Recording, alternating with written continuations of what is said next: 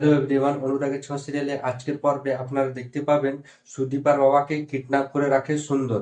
সুদীপার বাবা বলে, আমাকে ছেড়ে দাও, দয়া করে আমাকে আজকের জন্য ছেড়ে দাও, আমার মেয়ের কাছে যেতে হবে। তখন সুন্দর বলে, কি যে বলেন হিমাংশু বাবু, মেয়ে তো বড় হয়েছে, তারও তো একটা দায়িত্ব আছে বাবার প্রতি। তাই আমি এখন যেটা বলবো সেটাই হবে। বাবা মেয়ের কাছে যাবে না, মেয়ে বাবার কাছে আসবে।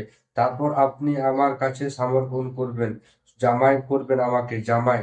তখন হিমাংশু বাবু বলে জোর গলায়, রেগে গিয়ে, না আমি কোনো মতে হতে দেব না, আমাকে মেরে ফেললেও আমি হতে দেব না, আমি তো আমার মেয়েকে এত বড় সর্বনাশ হতে দেব না, কিছুতেই না। এইভাবে বলে হিমাংশু বাবু সুন্দরকে। তখন সুন্দর বলে, কিন্তু আপনার মেয়ে তো আসবে, তার বাবাকে বাঁচাতে আসবে, আপনার মেয়েকে যতদূর চিনি কেউ আটকাতে পারবে না। আরেকদিকে সুদীপা পুলিশ স্টেশনে যায় আর বলে, বাবার নিশ্চয়ই কোনো বিপদ হয়েছে, আমার মন বলছে বাবার নিশ্চয়ই কোনো বিপদ হয়েছে।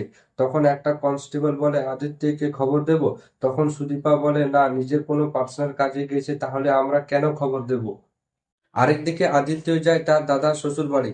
তখন আদিত্য বলে, এখান থেকে তো আমি পরমাকে পিক আপ করতাম, তার মানে দাদার সাথে যার বিয়ে হচ্ছে তাহলে পরমাদের সাথে তাহলে চিনা যায় না।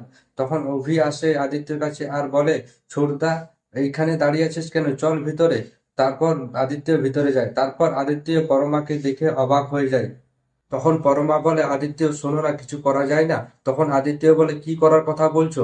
তখন পরমা বলে, এখনই সময় আছে, কিছু করা যায় না, বলো না। আমি মেনে নিচ্ছি, বিয়েটা করার জন্য আমি রাজি হয়েছি, কিন্তু আমার মন, আদিত্য, আমি শুধু তোমাকে দিয়েছি। তখন আদিত্য বলে, আমাদের দেরি হয়ে যাচ্ছে বাড়ি যাওয়ার জন্য, আর তুমি এসব কথা আর মুখে এনো না। আমার দাদা ভাই তোমাকে অনেক ভালোবাসে পরমা, আমি দাদা ভাইকে আঘাত দিতে পারবো না, এত স্বার্থপর হতে পারবো না। তখন পরমা বলে, তাহলে? তখন আদিত্য বলে, এটাই মেনে নিতে হবে।